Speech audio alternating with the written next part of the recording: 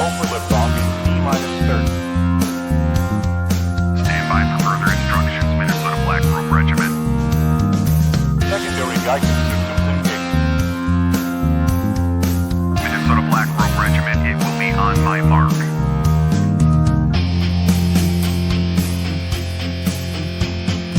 All systems are a go.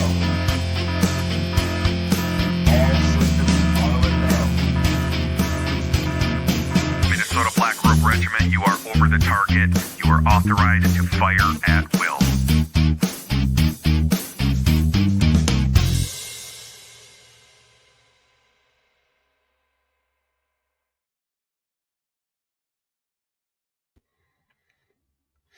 Hey, I'm TC. This is the Minnesota Black Robe Regiment Podcast, MBRR Pod. Still working on the rebranding stuff, so I know I keep promising you guys that, but it is coming.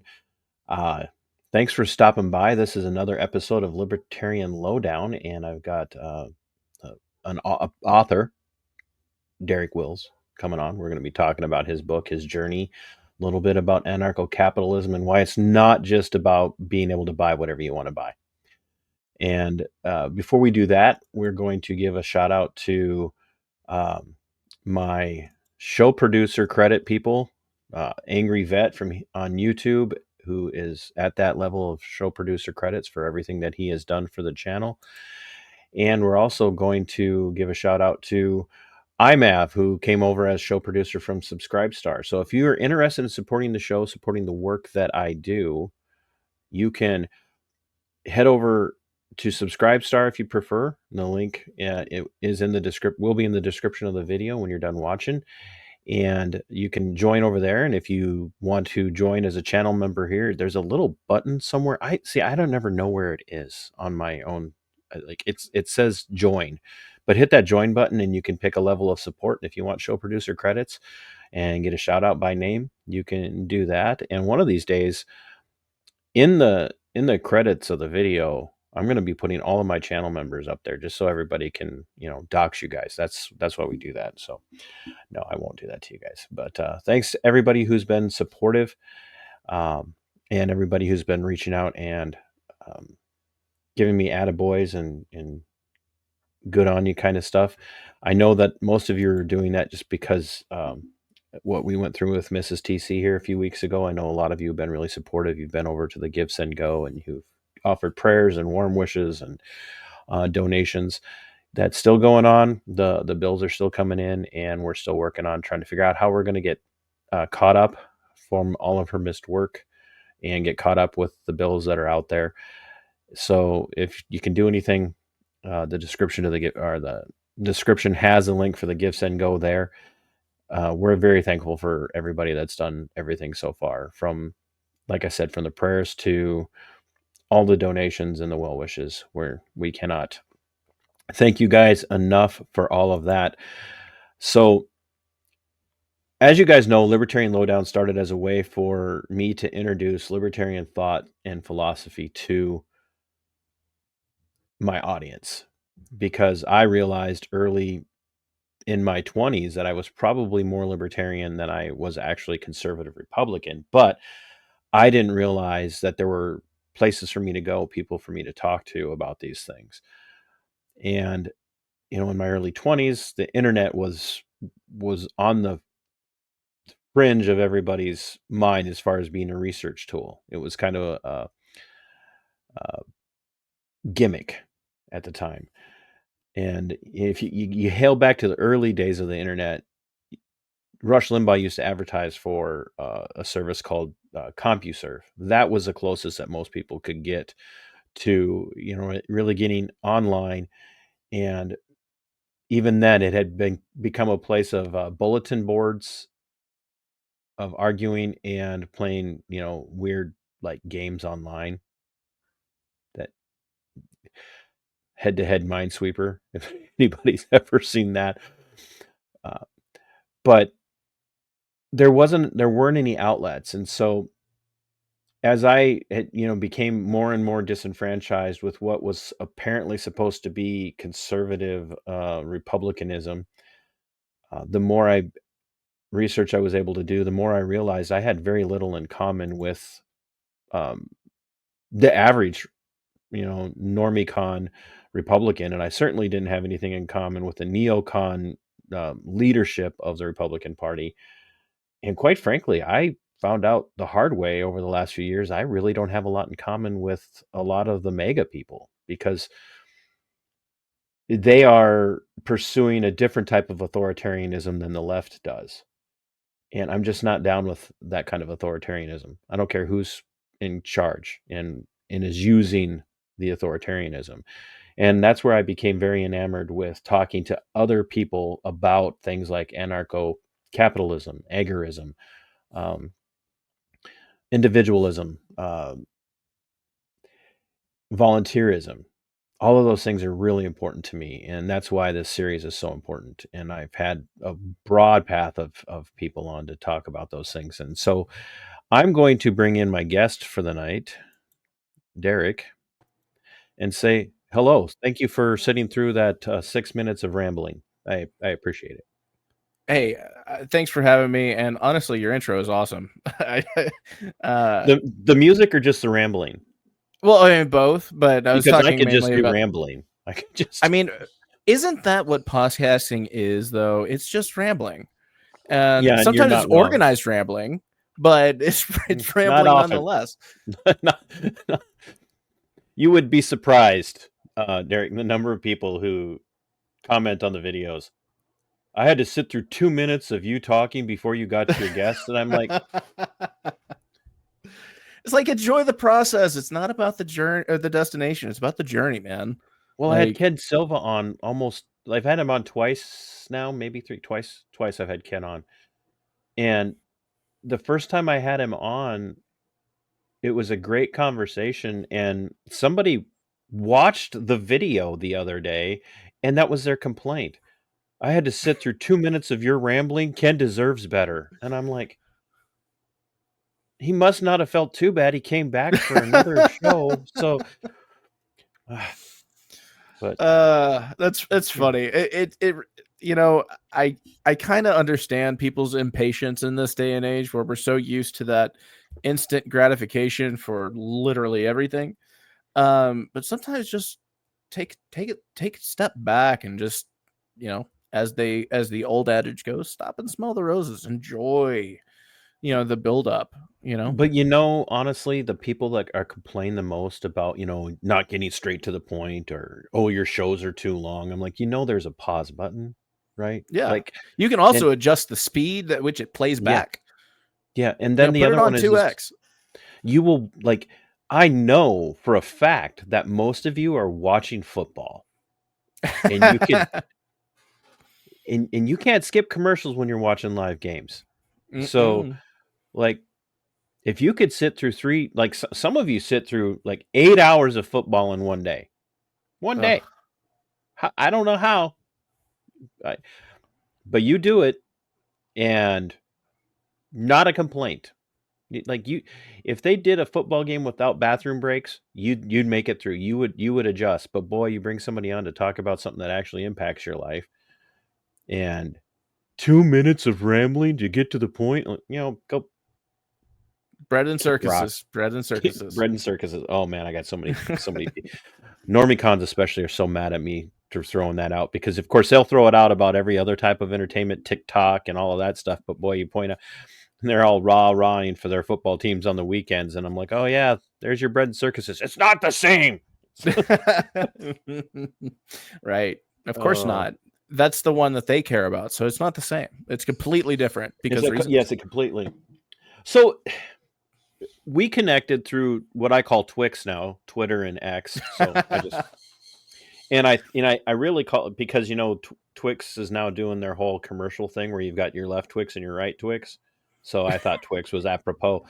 So we connected through Twix, and we chatted. And I said, "Man, I'm checking out your book. So read your book, loved it, by the way, great book." And I said, "I'd love to have you on." And you said, "That's great. I'm working on another one. Are you still working on another one?" I am still working on another one. I have been a pretty bad writer lately. I had probably a couple of months of writer's block. and then I feeling. started again, and then it hasn't, like, the past, like, month or two. All right, so I'll get just a little bit personal. We Don't had make me some. cry, bro. No. No, We okay. did have. I won't go into detail, but we had some family tragedy, and so that uh Oh yeah. kind of put a hold on it. My motivation has been lost. And it's just been kind of a lot for both me and my wife. So we've been focusing on making sure that we maximize time with each other because of the recent tragedy that we've experienced as a family. So it's been put on hold again. I am going to finish it. I think I'm at a really interesting part of this book. So just in case you didn't know, it's a fiction. It's my first time writing fiction, and I'm at a really crucial point that I haven't quite figured out how to iron out. I know where I want to end up, and I know how I want things to go, but I can't figure out how I want them to get there. And so I'm really taking my Your time to make characters sure are that not cooperating, are they? yeah, it's They're like, not. how do I want to deal with this one character? And It's then every time. It doesn't. When you write fiction, your characters they become alive. They get a life. They yes. I have told people that it's not just some weird Stephen King thing. It's real. Your characters you become so invested. Like you're over here going, I want to play God with these things. What's going on? And I'm they're over there just going, trying to you are figure out. God, you know? And I'm just like, how do I want to deal with this character's issue? And I have a few ideas, but I'm just like, oh, they just don't. Neither of them just kind of none of them fit perfectly. And so I think once I get past that hump, it'll be smooth sailing for the rest of the book because I have a pretty good outline of where I want to go and how I want everything to end up. It's just a matter of this one area. I'm at such a crucial fork in the road that I just want to make sure I get it right. So is it like libertarian fiction or Yeah. Actually, I will go like ahead. level like the moon is a harsh mistress or the expanse level libertarian or I'll just give you a quick overview of what it's about. It's about a town in New Hampshire that decides to secede from the United States. sounds personal. Yeah. even though you're not because you're in my time zone central. So yeah, I don't live in New Hampshire, but I appreciate the Free State Project and some of their efforts, and I actually credit the Free State Project in the book, even though it is fiction. That's a very real organization within that universe. So, I do pull a lot of real world things. is Jeremy the antagonist? No, Jeremy's not in it, and I would like to keep it that way. But yeah, well, after his showdown with the FBI on his front porch, I don't know that I'd want him as my antagonist either. So. I'm gonna just be real. That whole thing made me feel a type of way because I had a run-in with the FBI back in 2020, and You felt not it. that huh? You felt it. Well, the thing is, I had a slightly different approach. I wanted to know why the hell they were knocking on my front door. And so, yeah, and I made a whole post about this. It's in my articles tab about my experience with that whole thing. I recorded the entire interview, which I uploaded, and you can listen to it. And I did a FOIA request for all the records that they had on me, and they gave me a shit ton of redacted pages. And No. yeah. No, Yeah.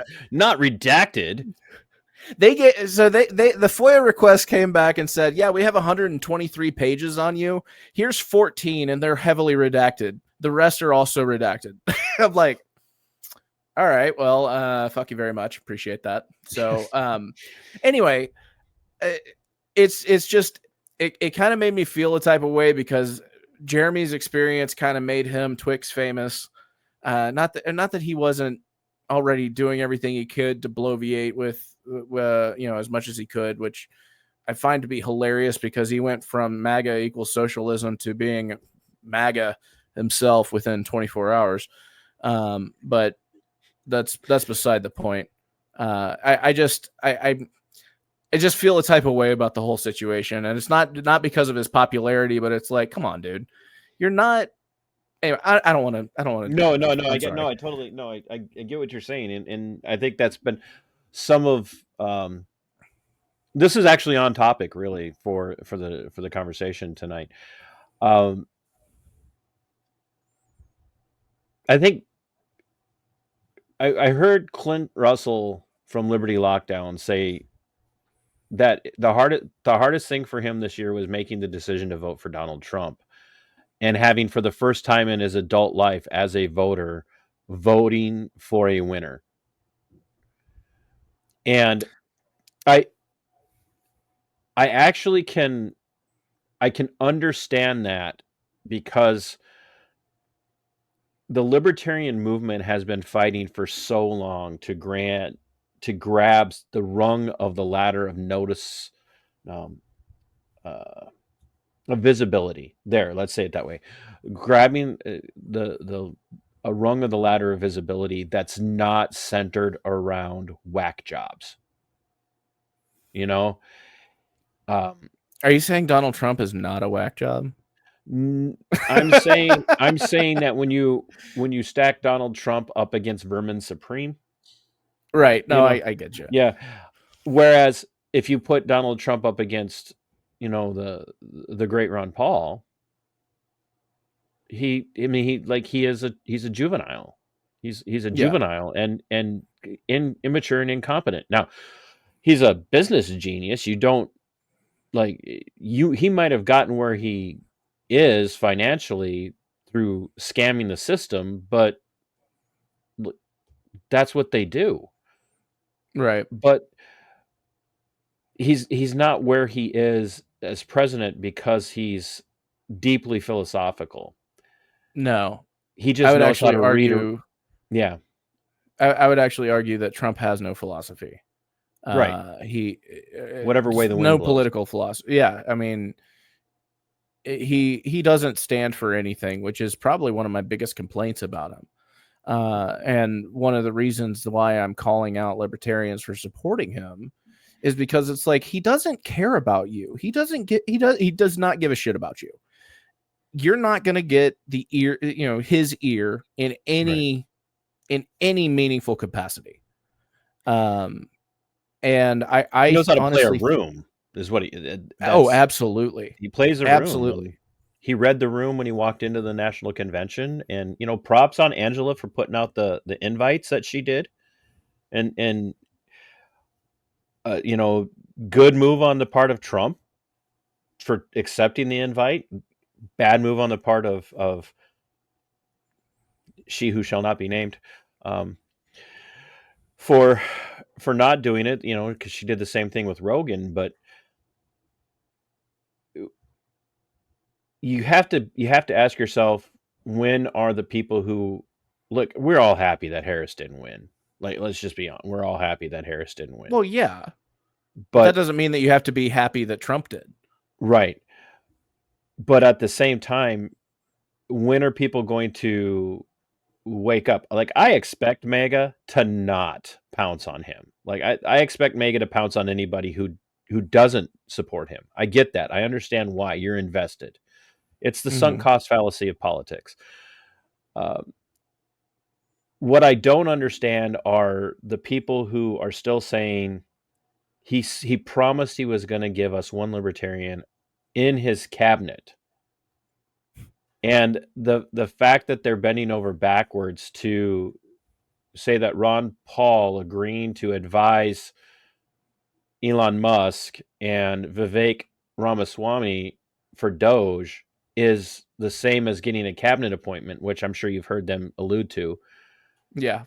It's asinine. It's just absolutely asinine.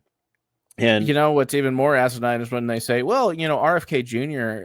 has a Libertarian Party card, and he's HHS, so he fulfilled his promise. That's like, honestly, I find that to be more asinine than the mental gymnastics of justifying Ron Paul's advice to an advisory board. They're both, that has no power. No power. Has no power. None. And that's not to say that I want a government entity to have power. And I've heard a lot of people say, you want it to have power? No, I can don't hear want it in any that voice power. now. Thanks. Thanks. Sorry. I always have to bust out the megatard voice. Is this what we want? You want them to have power? No, I don't want them to have power. I don't want anybody to have power. I want power reined in. I don't want a federal government to expand what control it Great has segue. because the thing is, man, like eventually that power is going to be used against you, even in something as stupid as Doge is. And What? No. let's No, that's a no. Imagine if Doge sticks around, and I'm going to throw in a little bit of Rothbardian logic here. Doge sticks around, and then a Democrat takes over Congress and the White House, and Doge says spending this money is efficient. Instead of not efficient, you apply that Rothbardian logic to the Supreme Court of determining whether something's constitutional or not constitutional. You have now established it as, oh, this money being spent this way, unilaterally, whatever, is efficient. Therefore, it is justifiable and right. Exactly. Well, okay. Well, what is that for? Oh, let's think about the worst possible things that you don't want your political enemies spending money on. For the right, it would probably be, welfare benefits for individuals and undocumented immigrants. For the left, it would probably be, defense and blah, blah, blah. And the thing is, they can use that to justify any amount of spending I they don't know. want They to. probably Because all agree on spending money on defense right now, brother. I'm I'm at that place where I don't even know. Like, I'm actually outside looking for unicorns farting rainbows on a daily basis, because in my entire life, I never thought I would see mainstream Republicans and Democrats all on the same side for bomb them all. It's a matter of who's the target, right? They all unless you're agree Lindsey right now for Graham. some reason. Like, I'm like, I've never seen a group of people just all worked up into a lather over Syria. Yeah. And I'm like, and Iran is really close to getting put in the crosshairs too, because a couple of CIA. They're one of the last two countries from Wesley Clark's list of 5. Yeah. Well, no, 7. Excuse me, list of 7 in 5 years. He didn't get his 5 years, but he's damn sure getting real close to getting his 7. Boy, I told you I'm conversational. I am too. So you hit on some things, Rothbard and whatnot. There again, I know that you'll back me up on this. If you are watching this and you haven't yet, through all of my recommendations, and you want to understand why I see things the way I see them, and you want it summed up in a very erudite and scholarly fashion, apart from me, you need to read the Anatomy of the State by good old Murray, because that will explain to you why every time you vote for somebody who says they're going to make your life better, things seem to get worse. Yeah. The illustrious Mr. Rothbard tears that into that argument and explains why for you very well. But so you are very much you are not a small government guy. You are a no government guy. You are, a no state guy, which I love. You are an anarcho-capitalist, and there's so much more to being an anarcho-capitalist than just being like pro making money. And I think that's Right. Whenever we see those two, anarchy and capitalism mixed together, people just think of it strictly from a economic philosophical perspective, but there's more to it than that. Where were you how old are you now, and where were you before you became an anarcho-capitalist? What was your bent? Okay, so I'm currently 38 years old. And I was always a constitutional type Republican growing up. And I'm going to admit something that's super cringe here. When I was in high school, 9/11 happened, and we had an assignment for our speech class, and this was in 2003. And I voluntarily decided to give a speech on why invading Iraq was a good idea and necessary. I remember the title of my speech. I don't remember the specifics about the speech, but I remember I titled the speech, "Is War Really Necessary?" And the purpose of it was to persuade the listener that yes, it was. The invasion of Iraq was a good thing and that it was necessary for the preservation of American liberty. And to make things even more cringe, I remember very, very distinctly that one of my classmates came up to me afterwards and she said, "You know, before I listened to your speech, I was really on the fence about this whole thing, but you persuaded me to support it." And at the time I was like, "Oh, this is great." It's probably one of my most cringe memories that I have growing up. No wonder you've forgotten what the speech, the body of the speech, the trauma. The trauma has repressed that memory. Yeah, absolutely. It delete. Yeah. So right out of high school, just kind of highlighting my philosophical journey. Right out of high school, I went and joined the Navy. It was something that I had always wanted to do since I was a little kid. And I had planned on staying in the Navy for a career. And it was my first deployment, really. I was wondering, why are we doing this? Because my first deployment, my ship was tasked with protecting an Iraqi oil platform in the North Arabian Gulf. And I remember at the time I was a smoker, I was out smoking, and I could see the oil platform, and we were just steaming around it. That was our tasking, steam around it and protect it. And I was just like, what the fuck are we doing here? This is absolutely insane. What does this platform, this oil platform, have to do with protecting American liberty?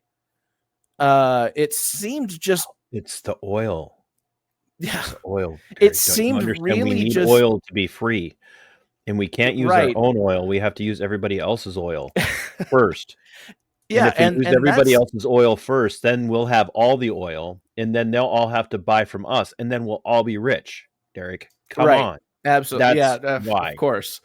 And I will tell you, I actually went down a path like that for a little bit to try and justify it, but it never really sat well with me. It was like forcing a puzzle piece in that looks just similar enough, and they're like, it works.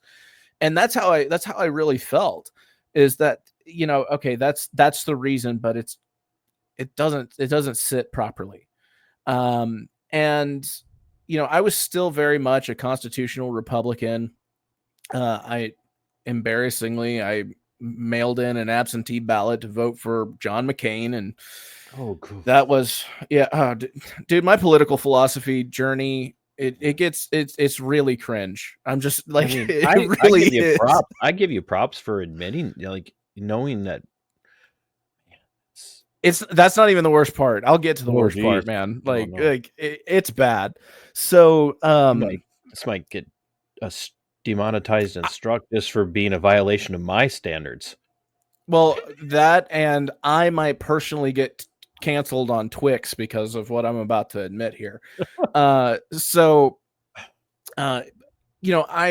kind of started getting some libertarian leanings a little bit after that. I remember I got out. I decided to get out of the Navy. I got out in 2011. I did 6 years. And this was building up to the 2012 election. And I was still very much trying to hold on to the Republican view of things, despite a lot of the things just kind of popping up and me not agreeing with. Namely, why is weed illegal? That was probably the first thing that really kind of, besides why are we guarding Iraqi oil plats, it was weed still federally illegal and punishable by imprisonment.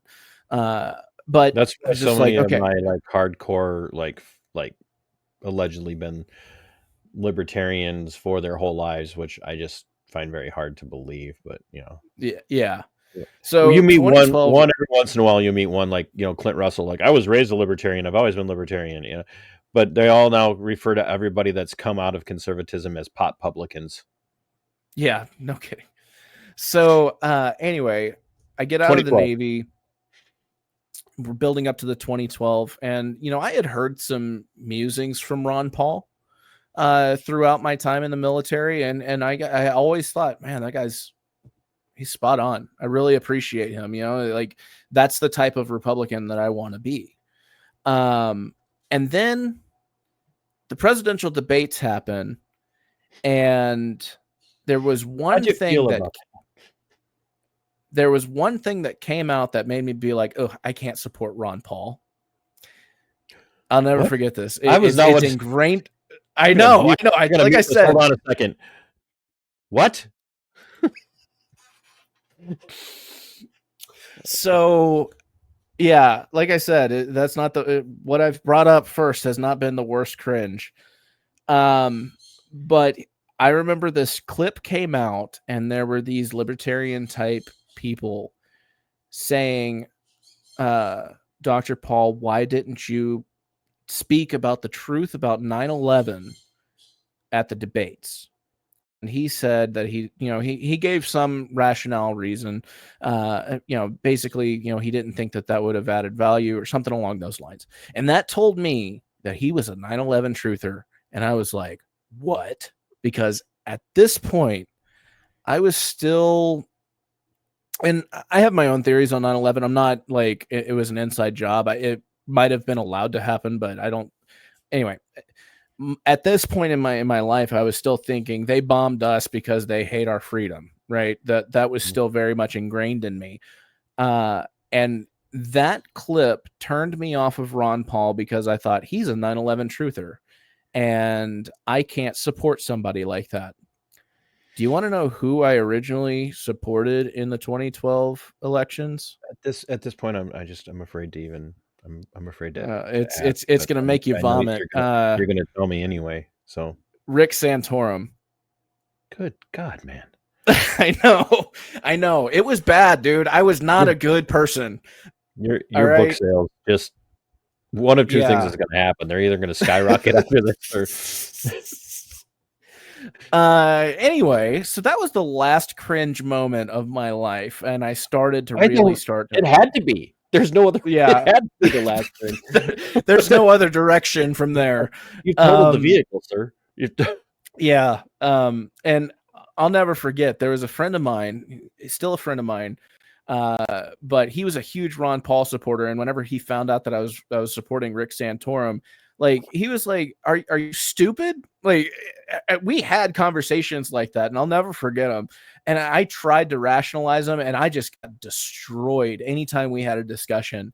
And I just went back with my tail between my legs, but I couldn't admit that I was wrong, which is a common problem with Americans. We don't like to admit that we're wrong.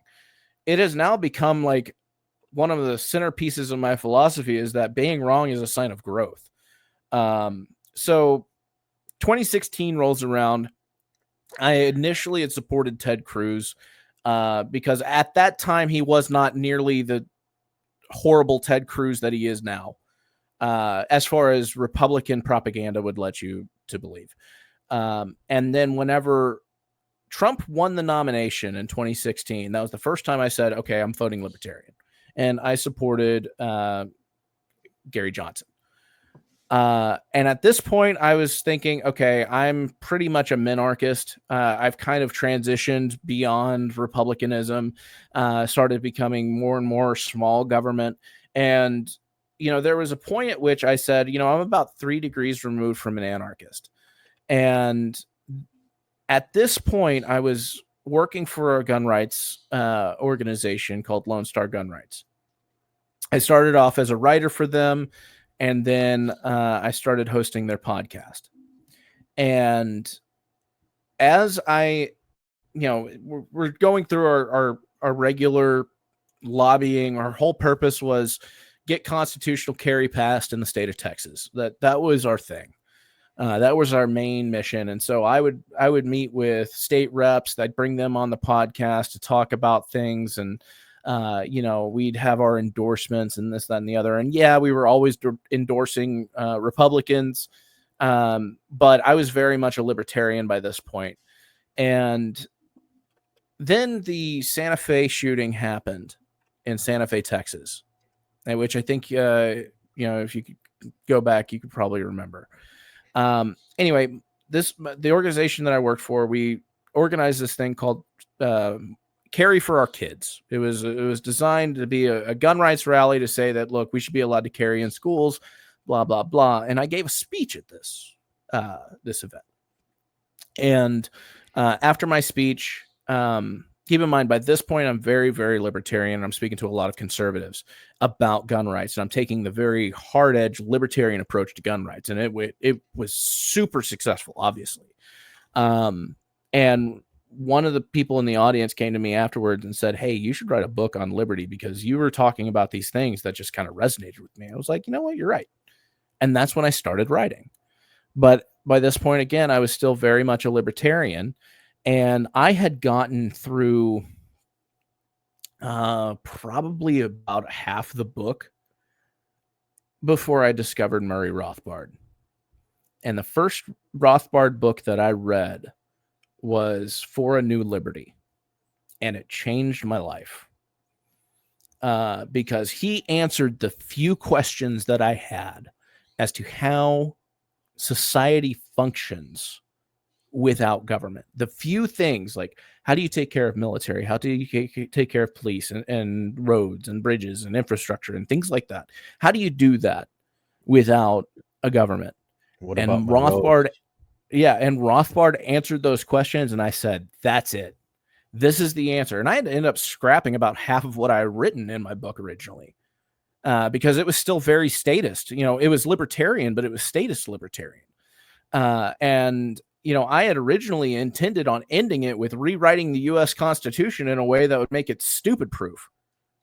And you see how that ended up. Now I'm just like, there is no political solution. There is no solution that involves a state coexisting.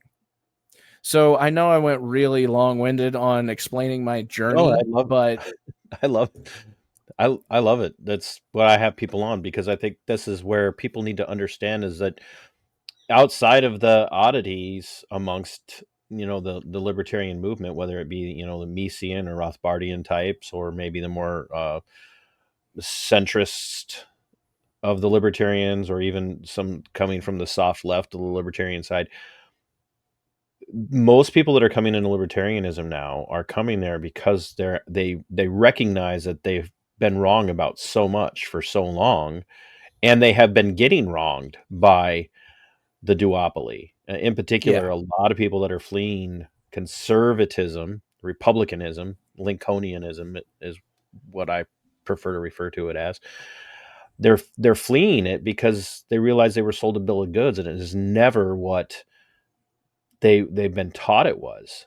And they need to hear, like, it's okay for you to struggle with those doubts, with those even kind of cringe moments where you feel these twinges of actual guilt sometimes for ever having been in a particular camp or a portion of a camp. And that's okay. It's okay. And it's also okay to say I was wrong. It was the most freeing thing in the world for me to come away from the back the blue at all costs movement, even with a brother that's in law enforcement. Mm-hmm. And having been, a deputy inside of a detention center for almost 13 years in the third largest metro area in the state of Minnesota, I've seen things, and and walk away from that and go, oh no, the entire system is corrupt. And I think a lot of people in their own fields, people in economics, people in, social sciences, things like that come into libertarianism, have that moment where they're like, I was so wrong for so long. Yeah. And I have so much explaining to do. I can tell you the moment that happened for me. So, I had always been a gun rights guy. From my youngest days, I had always been a gun rights absolutist, right? And as I'm working on my book, there's one thing I'm trying to reconcile. And, at this point, I was still a supporter of capital punishment. It was a holdover from republicanism that was still part of me.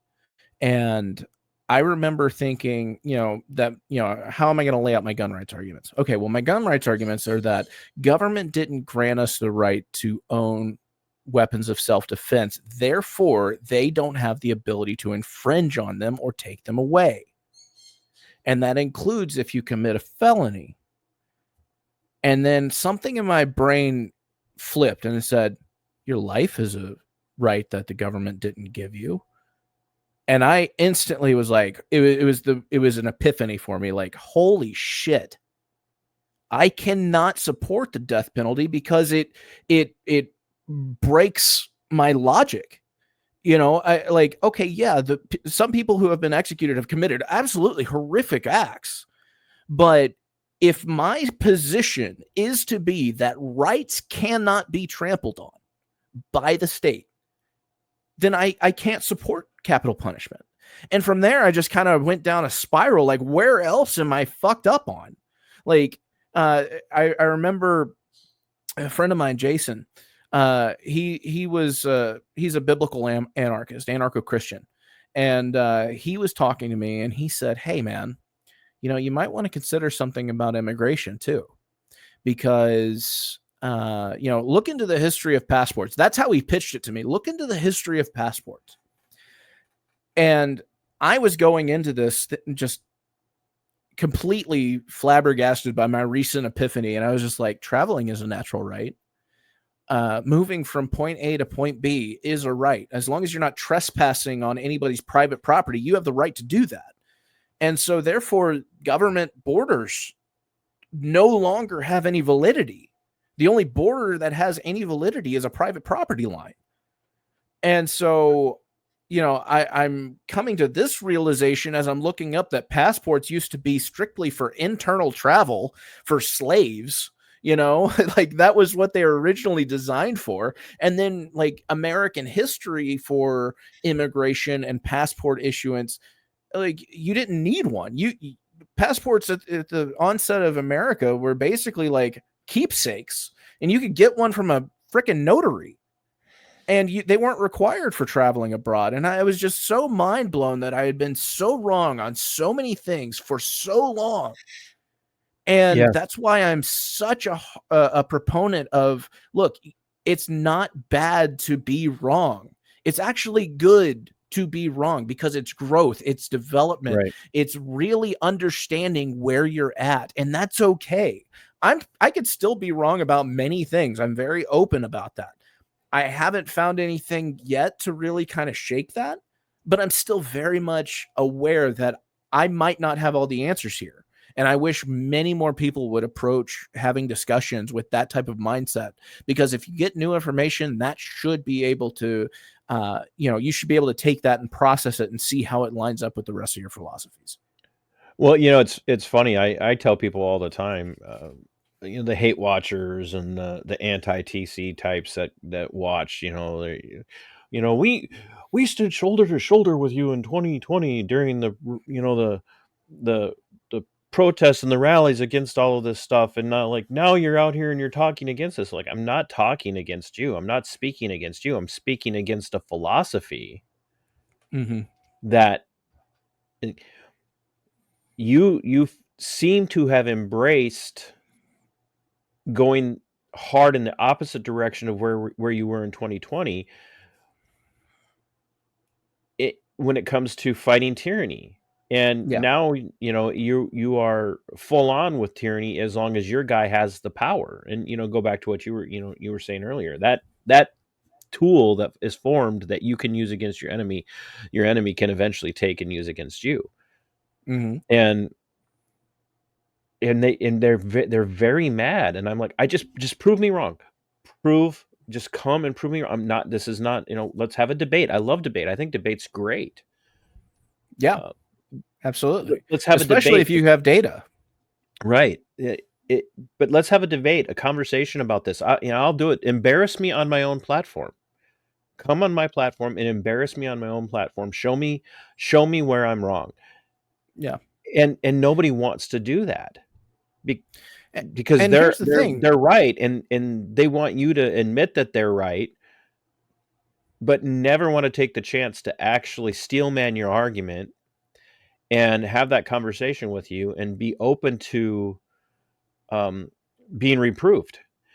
And that is the most dangerous. It's actually the most anti-intellectual perspective that there is. And I run into it constantly, that just people don't, left and right. They're right, you're wrong, and I don't even need to prove to you that you're wrong. It's just I said you're wrong, so you are. And I'm, this, all of us libertarians have a little bit of a streak of tizzy in us. And we can be somewhat cut and dry and, black and white on things. But when you live in that soundbite, like we were talking about, when you live in that soundbite world, you don't have you don't have this overabundance of time to grab people's attention and get them to listen. And sometimes you have to say things with a pretty stark manner. Yeah. And all that, and what I've learned through that is sometimes pissing people off about their pet philosophy is the only way to ever get them to no longer hold that pet philosophy. Right. And, some people can be reasoned with, and you can have civil conversations. And at the end of it, they're like, hey, you know what? I've never thought about that. Let me take that back and chew on it a bit. And others are so staunchly, and most people actually, I would venture to say, are so staunchly hardline. I'm right, you're wrong. And there's nothing that you can say to prove otherwise, even if you have objective fact to back up your argument, that they just won't do it. They'll find ways to do mental gymnastics to justify their hypocritical position or antithetical positions that they hold. And the only way to really kind of get through there is to be is to really kind of hit it with a bulldozer and be like, hey, this is, and the thing is, I've done this to a degree, and it's not to say, look, you're wrong, you idiot.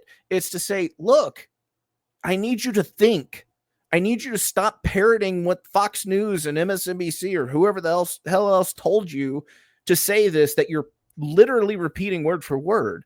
I need you to start thinking critically. I need you to start thinking for yourself and taking these positions to their absolute conclusion, not surface level. Oh, it sounds good. No, I need you to understand. I need you to figure out why you believe what you believe. And if you can justify that, fine. Even if we just disagree, but if you can't, then you're not set in that philosophy. You're having others do your thinking for you. Well, it's really hard because what you really need to do is you need to get, you can use reductio ad absurdum with people all day long, and you can do the work on it. But you have to find a way to get those people to do the reductio ad absurdum on their own arguments, and really look at them in a way where if I really take my philosophical position on this issue to its core end, is this what's going to happen? And most people, they don't have the intellectual integrity. And I know that sounds really harsh, but it's just the truth. Most people don't have the intellectual integrity to actually do that. They're not interested in that. And I think part of it is what you said, is that Americans have a really hard time with being wrong. And well, when you win all the wars all the time, I mean, it's really hard to be wrong. Like, I can't be wrong when American. We win all the time, Yeah, we win even whenever we lose. Yeah, and you're not wrong. There, I said it. You're not wrong. But there's just this reality of when, as a country, I hate referring to us as a nation, but as a country, when you're on the right side of history all the time, then you can't question your own history. And if you do, then you're like, how many, I don't, people call me, you're some sort of radical left. It's so funny. Like my chief one where I get both attacks from both sides is Lincoln in this, in Right. the American War of Secession. That really throws with the War of Secession. What's that? When I start to talk about who the aggressors actually were in the, the 1800s, how it ended up being fought the way it was fought, who was actually the bloodthirsty side, who was the tyrant, and all of that, I get attacked from both sides. Yeah. Both sides. One side calls me, you're some sort of, what are you, some sort of radical leftist now? I thought you were conservative. And the other side is like, you're some sort of bigot, racist, and I'm like, Yeah. what? Like you just no, just take your arguments and reduce them to your support of this and what it. I get it. Some of you actually really like what he did, but why? Why do you like it? The other one is American Christianity's support for geopolitical Israel. They Oh, they they don't know why. They no. they don't know why. They have no idea why they support it. And even when they quote, something from scripture, as you do to Israel, so also will be done to you. I'm like, it's not what that's about. And this is coming from, I don't always show it, but from a pretty devout, Christian in my own right. People just aren't willing to explore these issues. Like you, well, I'm sure you've caught on in the Twixosphere. The big argument over the last couple of days has been the USS Liberty. People are just Yeah. going nuts on the Liberty, and they're like, I had almost 2 years ago, I had survivors from the USS Liberty on. We did a 4-part series with them, Yeah. and I had a guy flat out tell me, I'd look them right in the eye and call them all liars and tell them they're wrong. They were on the boat. They were on the ship. Yeah. They were on the ship. They there's no. Yeah, they didn't have all the information. I don't know how much more information they need, bro. Yeah. No kidding. It was bombs and bullets. It's and torpedoes. That's what it was. Like, I don't know where you're missing that. So Yeah. the people are so entrenched. They're so entrenched. They just cannot. They cannot get past that. When you think about it philosophically, and I want to start to focus on your actual nonfiction book here in a little bit, and I think this is going to be a good way to get there. When you really start to focus on it philosophically, and you've talked about some key moments historically, world events, current events type things that really started to bring things home for you. But what was the chink in your armor on a psychological and emotional level that really opened you up to those other events taking place and having an impact? Because it wasn't like just one day you're like, it wasn't just going around the oil platform. There had to have been something else that was going on for you. Well, I mean, Maybe not. Maybe you're just better than me. But no. So, yeah, being in the military, I've had friends who died way earlier than they should have, by various different means, whether that's killed in action or here at home, and so that's another thing that just kind of reinforced the "what are we doing" type mentality and those questions. And then I would look into things about how government was caught in lies on things, like even though and again, forgive me, I discredited Ron Paul in 2012 personally, because of his stance on 9/11, about that question that he was asked. I was well aware of some of the inconsistencies that the government was talking about in the commission report, in the 9/11 commission report. And it was just another kink, if you will, in the armor that was just like, okay, there's this, and then like, oh, the government would never do that. Well, they have done that. You look at it's history is another thing that I really enjoy looking into. So, discovering the Gulf of Tonkin incident and how we were lied, the government orchestrated a complete lie in order to justify going into Vietnam. And finding what the out hell you say? right. There was a declassified report from Vietnam. It was a memo that went out that I think it was something, I could be wrong, but it was like 80% of their mission was to just save face from the Gulf of Tonkin incident, was the whole purpose of the war. And like 10% was to, free the Vietnamese from communism. And the other 10% was some other bullshit reason. But most of it was, oh yeah, we have to justify our existence here. Things like that. It's like, what? And then you hear about like, what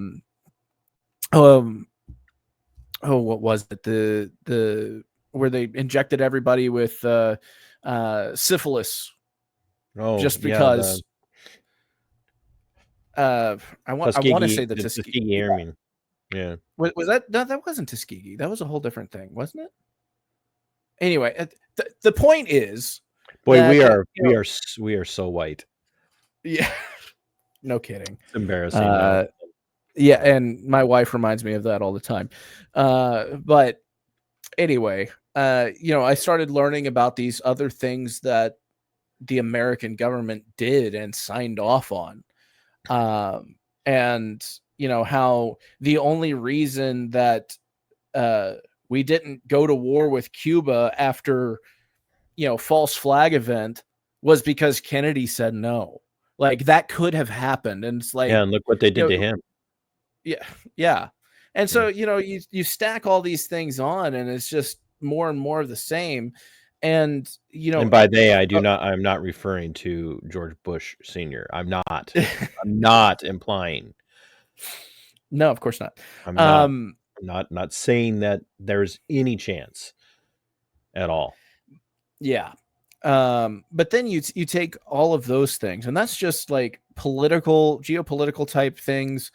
But I was also really big into like founding fathers history and understanding, John Locke and the philosophers that inspired them. So I was reading, as much of a nerd thing as it is to do, like the 2 treatises of government from John Locke, trying to figure out, okay, so this is what makes rights and blah, blah, blah.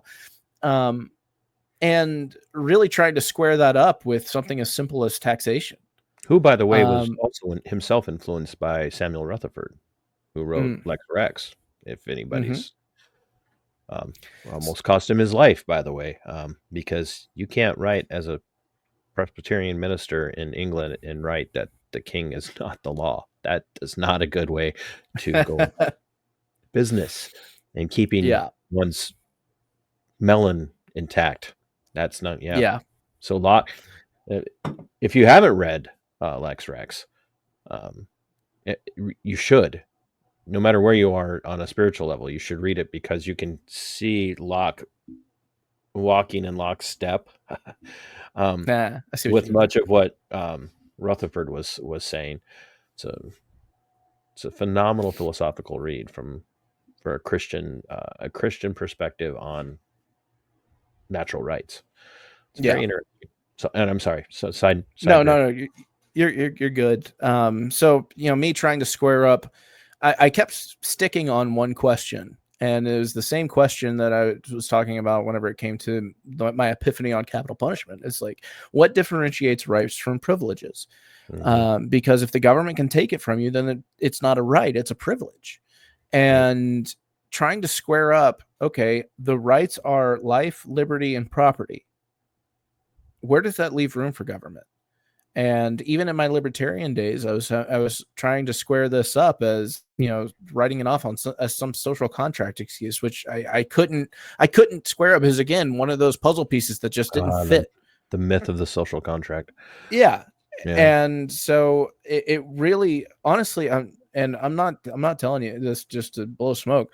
When I read For a New Liberty by Rothbard, it literally changed my life because it answered all of the things. And then I read The Ethics of Liberty, and then I read the Anatomy of the State, and I was just blown away because I had never read anything like it.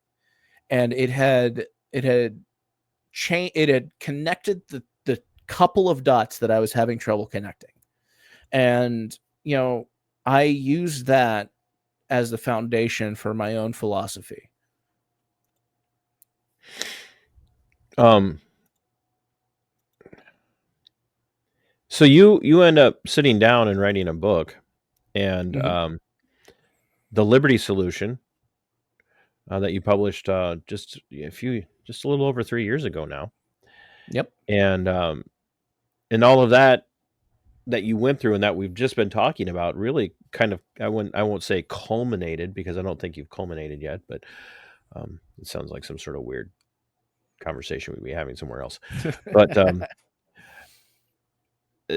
you sat down and said, here are these thoughts that are on my mind, and decided to write a book. And you had some struggles with publishing and whatnot. I think, prior to recording, you said, yeah, oh boy, the rejections.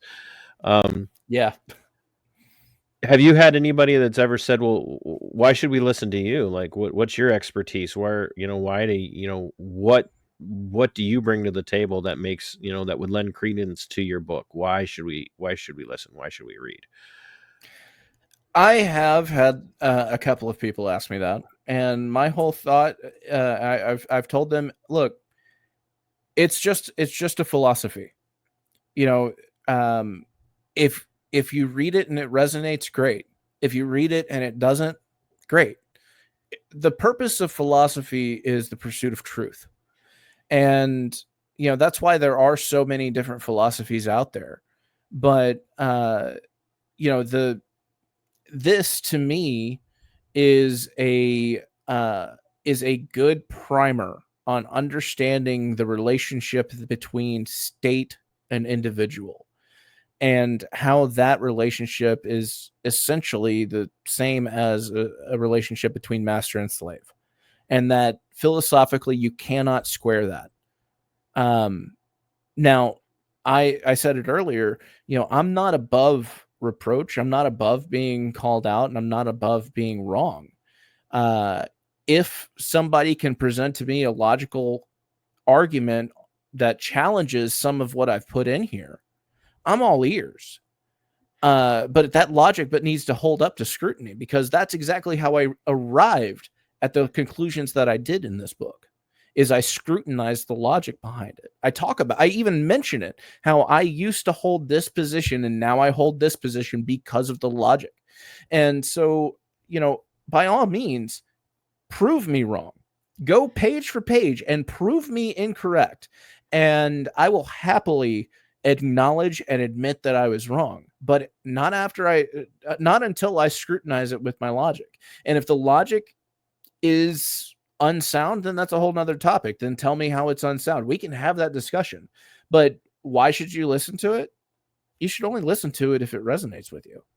If it doesn't resonate with you, you should probably ask yourself why, and drill down to understanding your own philosophies and why it doesn't resonate.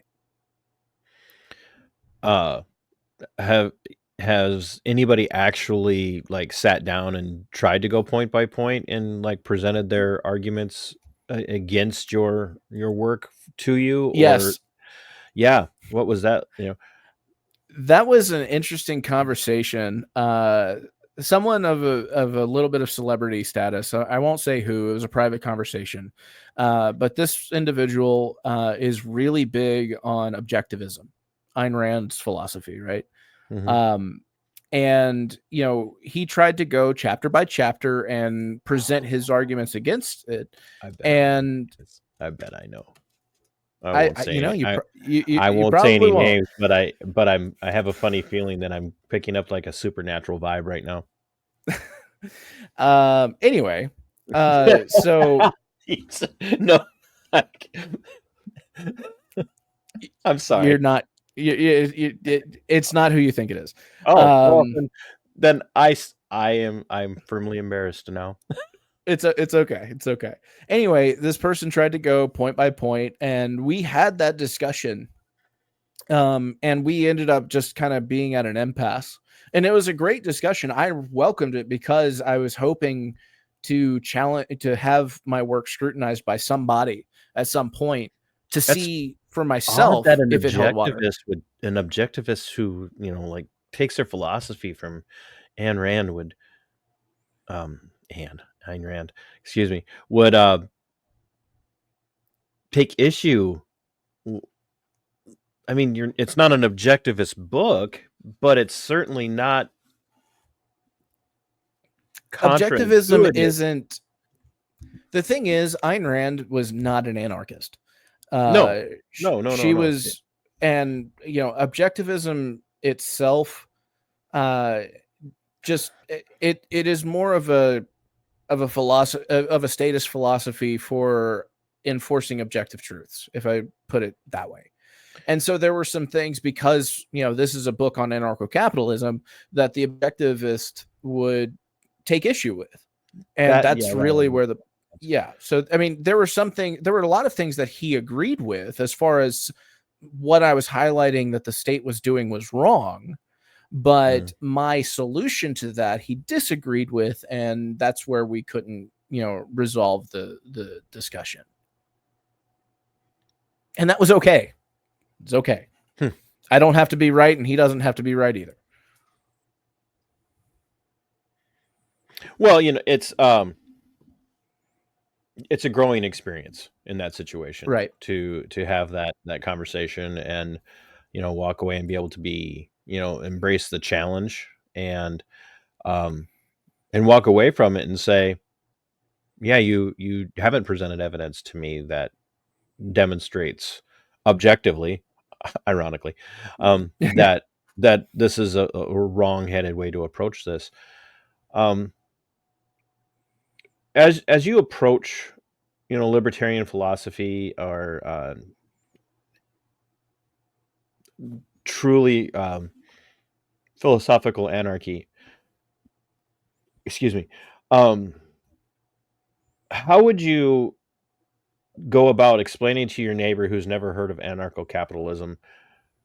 And I'm not, like, we're already at an hour and almost 10 minutes, so I'm not looking for the kind of conversation you and I would be having with each other over a beer or whatever. But your neighbor's like, "You're a what?" And you're like, "Oh, I'm an anarcho-capitalist. I'm a volunteerist," or whatever. And you're trying to sum this up for your neighbor without getting them trapped up in, "Oh yeah, I'm a capitalist too. I believe in capitalism too." How would you keep from getting sidetracked in that conversation? What would you say to them? Like, yeah, I'm an anarcho-capitalist, and this is what I can't speak for everybody because I'm an anarchist, right? But this is what we believe. These are the kind of the core tenets of the value system, the philosophical perspective. How would you explain that? To put it simply, I would just say, look, everybody has the right to run their lives as they see fit, to own the fruits of their labor, and to voluntarily associate or disassociate with whomever they please. That's the very core of any anarchist philosophy, really. And even since I will highlight one thing here, in my book, in one of the chapters, I talk about anarcho-communism and how it's not a solution and how it's not a sound philosophy. I actually have changed my mind on that as an anarcho-capitalist. As long as something is voluntary, I have no ability to say you're doing anarchy wrong. And so to say to my neighbor who's like, okay, what is anarcho-capitalism? I would just say that it's anarchy with the ability to exchange freely your private property within a free market, because that's what capitalism is. And for there are different flavors of anarchy out there. anarcho-communism being one of them. And honestly, as much as it does not resonate with me, and I do not subscribe to the philosophy of communism at all, if 10,000 anarcho-communists built a society that was truly voluntary, then it works. They're just doing anarchy differently. And they weren't trying to grow outside their borders by force. Right. Of course, because at that point, you're no longer in the voluntary aspect of it. Right. So, if they have their society and it's perfectly voluntary, they're not stealing from people. Everybody engaged in that society is voluntarily doing those things, giving up whatever property they have for the benefit of the entire society. And they're doing so voluntarily and it's working, then they're doing it right. They're doing it in a way I wouldn't, but they're doing anarchy correctly. No, go ahead. Sorry, Dirk. No, just as I would be doing anarchy correctly if my Anarchocapistan society has... Yes, people, he said Anarchocapistan. So. Yeah, my Anarchocapistan society is doing with venture capital, and we're building businesses, and we have industry, and we have all of these different solutions for you name it, because the market demands, and everything is done via voluntary exchange and supply and demand. Then that is also doing anarchy properly. And honestly, you could say the exact same thing for any flavor of anarchy. Right. So while I'm an anarcho-capitalist, I don't want to shit on anybody who's a different type of anarchist, because quite frankly, I believe that to be wrong now, despite what I say in my book. So even though you believe your philosophy to be right. Even though I find it to be the most correct and the most fair. Philosophically and logically consistent. Yeah. But it's really the only philosophy, and this is not to crap on anything, but it's really the only philosophy that can end well when held to its core tenets. Yeah. Where even an anarcho-communist community might start out that way, but at some point there might be some strife that builds up. Everybody's equal. It's just the pigs are more equal. Yeah. And as long as it doesn't devolve into where people are being forced, that's fine. But if people start to feel a type of way, they should be able to societally change their structure. I think that's how an anarcho-communist society would go, whereas an anarcho-capitalist society would be more autonomous, because capitalism is nothing more than the voluntary exchange of private property in a free market. Period. End of story. This is conversation I have with even people who are leaning harder into the libertarian camp these days, is that they were like, well, you have to have rules. I'm like, anarchy is not without rules.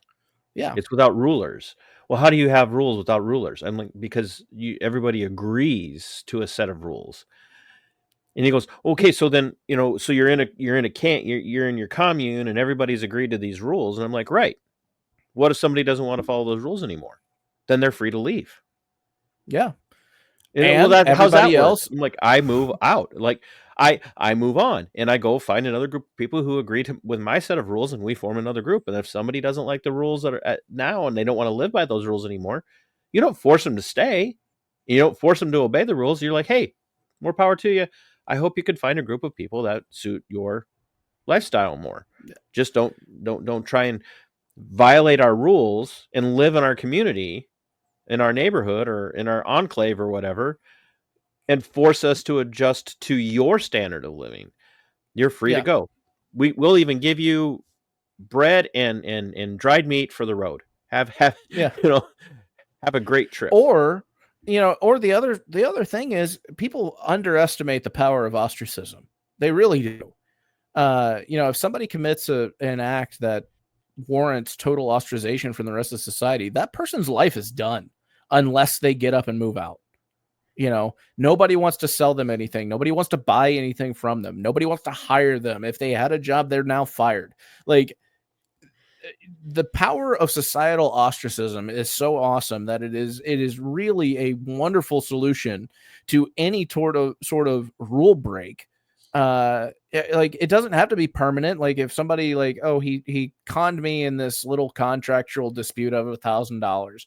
Okay, I'll, you get like 5% of the people that don't want to mess with him anymore, and okay, it hurts him a little bit, but it's not severe. Whereas if somebody murders somebody, the entire town, assuming they don't put him into a wood chipper, they just completely disassociate with him. That person needs to leave. If he doesn't leave, he will die. Like that actually was a practice, really, not the wood chipper.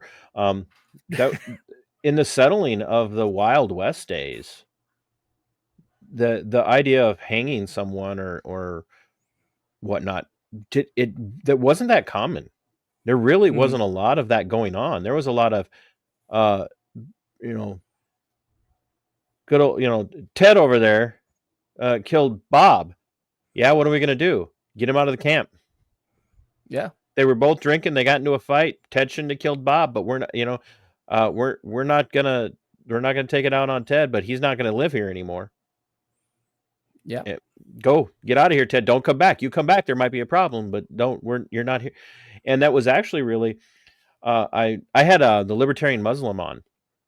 He's a lawyer from Wisconsin, and we were talking a little bit, and I'm sure you've heard this before, but prior to Western intervention, Somalia, before the European powers in the United States really kind of went in and disturbed things, after Somalia gained its independence, Somalia really kind of functioned as almost a prototypical libertarian state.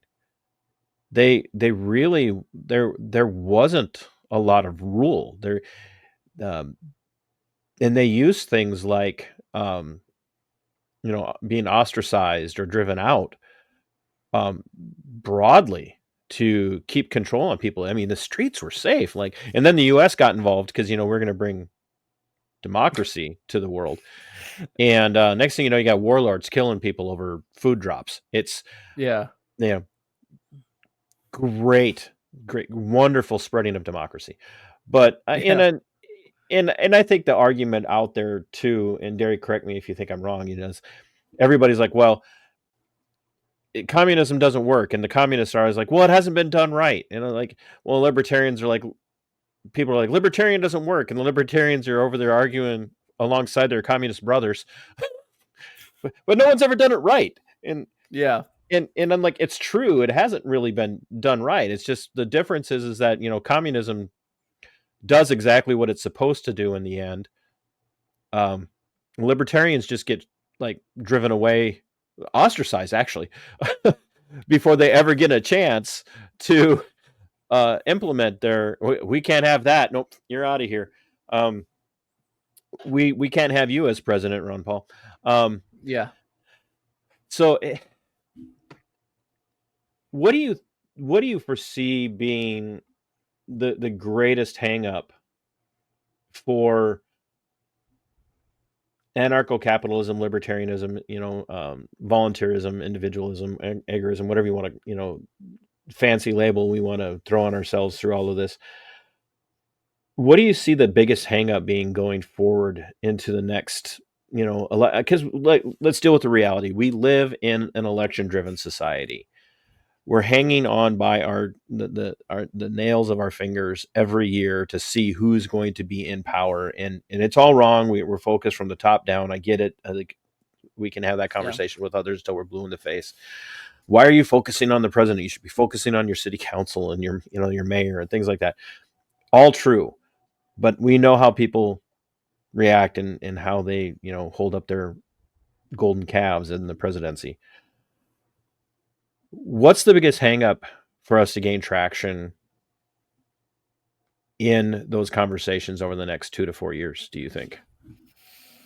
In those conversations, people need to understand that it's okay to be wrong and open your mind to new ideas. You can have your beliefs, and you can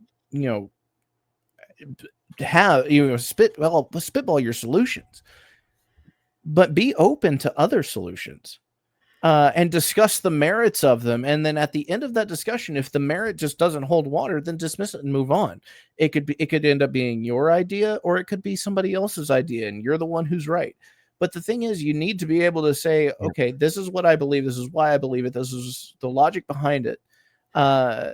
And we could have those conversations. But instead, we want to, we want so badly to be right that, we'll co-opt the entire Libertarian Party to do so. We'll undermine everything and cut deals the same way that Republicans do because reasons, and dismiss any sort of dissenting voice whatsoever. We'll chastise them and shame them. The biggest obstacle is ourselves. The biggest obstacle. Elaborate on that. When you say ourselves, those of us that are holding this philosophy, or the movement as a whole, is its own biggest obstacle? Probably a little bit of both. I really appreciate Spike Cohen's approach to this whole thing. He's very, very logical about the arguments that he places, and he's very hesitant to actually, get into any sort of, nonsensical debate, right? He really is a huge voice of reason in the entire liberty. He does movement. Like to bully the government, though. Yeah, absolutely. And I think his approach is great. Highlighting some of the people that have been victimized by the state and how they're victimized by the state. Keeping that the focus has worked really well for him, and I think there's a lot more to that. I think that he could be even more successful if more libertarians started doing that same thing. But the other aspect is, we have leadership in the Libertarian Party that has tried to, quiet any dissenting voice. It's her idea. It's her thing. And you're going to give her the glory, or else she's going to block you and ostracize you and chastise you as being some, whatever. That's not how you make friends. You don't make friends by buddying up to your political enemies. And then whenever people ask you what the fuck, then you just say, oh, no, you're not worth it, or try and oust your secretary or treasurer or whatever Karen Ann Harlos has, whatever position she holds. Which doesn't mean you have to, and I'm not saying speaking for you or even for myself, that doesn't, you can agree with the chair of the party on a lot of stuff. Yeah. And you may not necessarily care for, Karen. Yeah. In some of her positions. But is that really how a party operates? That's really supposed to be built on individualism and volunteerism. And I very much understand the argument that you're making, because it seems almost antithetical to the movement as a whole. And it's been a bit of a struggle. Do you think? No, you were on a thought. I'm sorry. I'll wait for that question. Oh, no. I mean, you actually wrapped it up perfectly, where I was going. So, I mean, I did not pay him for that, folks. I did not. You did a wonderful job, and I appreciate that.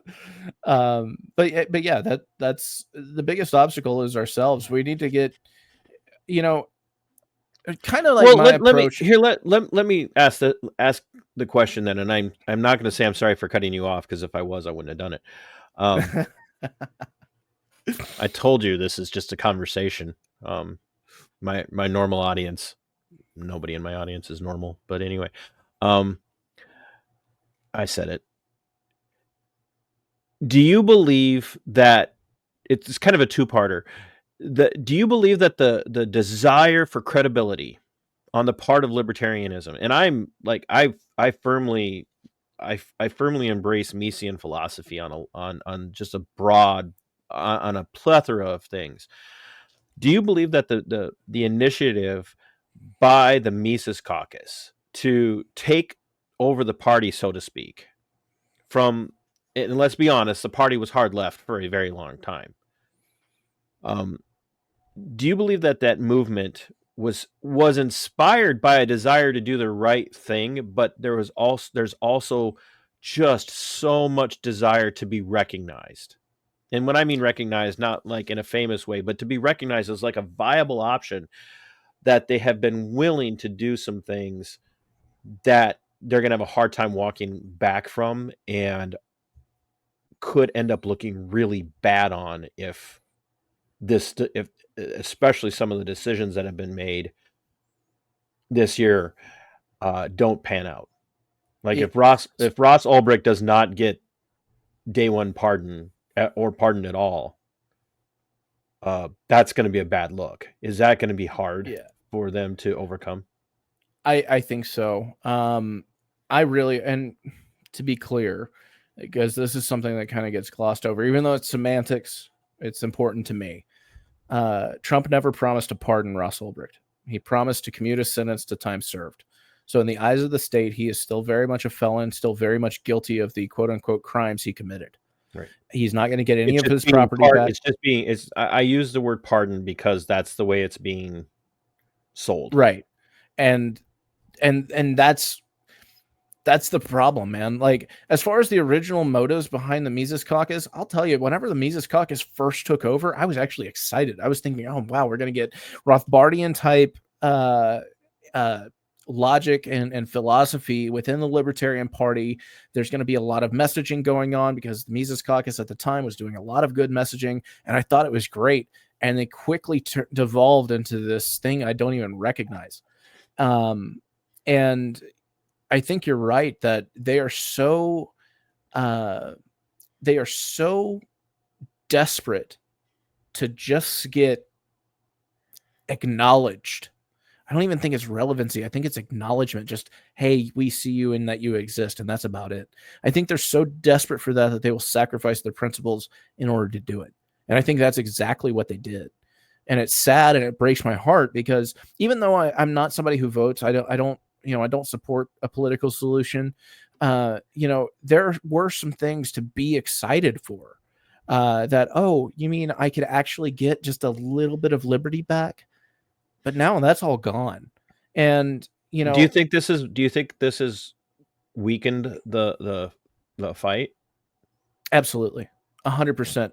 Keep in mind, dude, Gary Johnson was not a libertarian, and he got over 3% of the popular vote in 2016. That by far the most any libertarian candidate had ever gotten. And instead of a unified party after that, we got a broken party, something that is so bastardized and just so non-reflective of what it supposedly stands for that it's worse than a laughingstock. It's worse than it was before. Now, it wouldn't surprise me if moving forward the Libertarian Party became the thing to laugh at. And that's the acknowledgement that, because before it was just like, who's the Libertarian Party?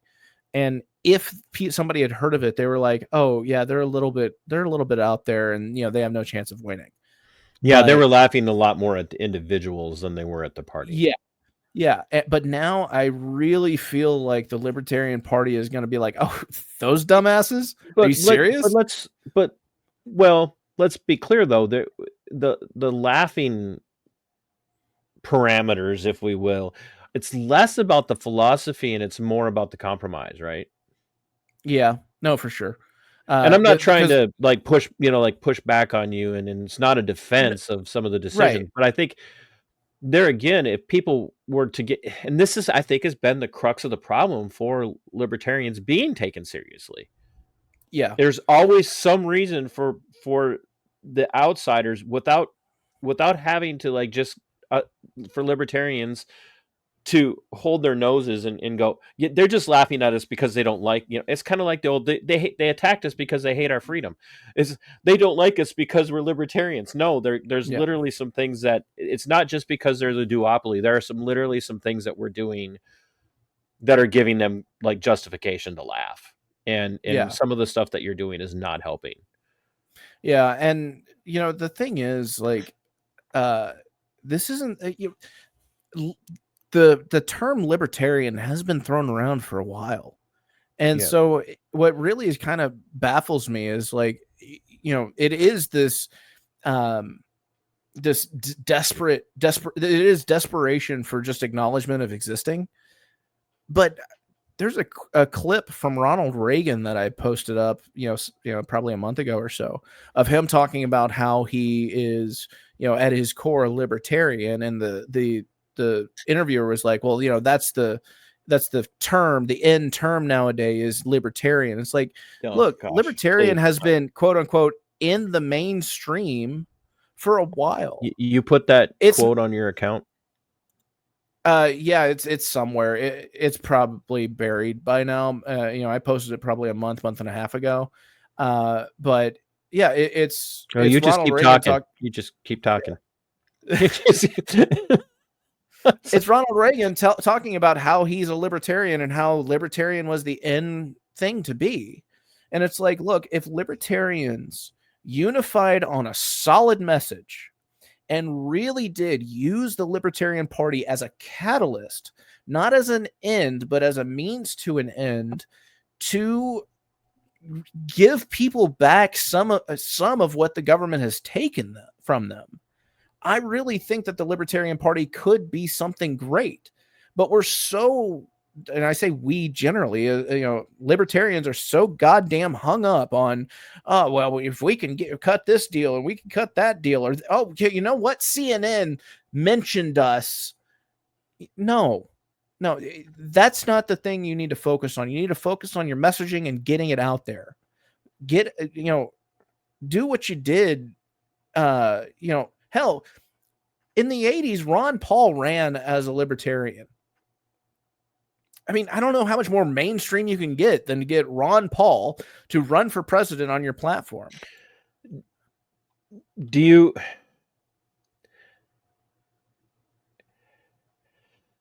I know it's the problem and this is not a problem with what you're saying. The problem that I think that we have, that we're seeing, is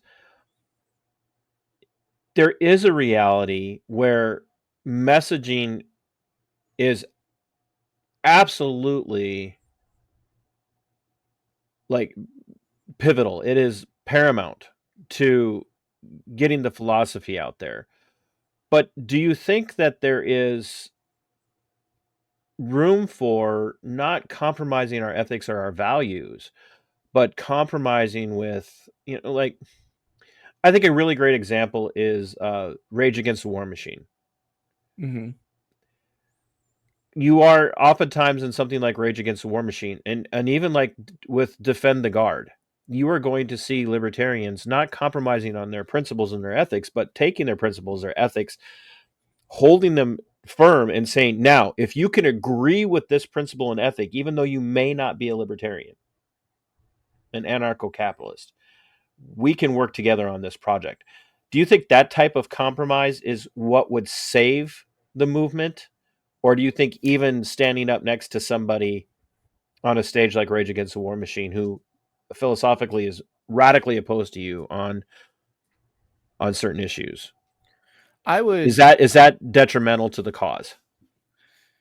I know it was a really weird question, but yeah, so honestly, I think the most effective thing to do, and I'm not just saying this just cause, but I really think Spike Cohen has figured out the formula that needs to be built on. I think Spike has got a great way of getting messaging out there on specific individual topics. And I think that if the Libertarian Party were to build upon that and take it to another degree and another level, I think that could be the way that the Libertarian Party could start legitimately getting people's ears.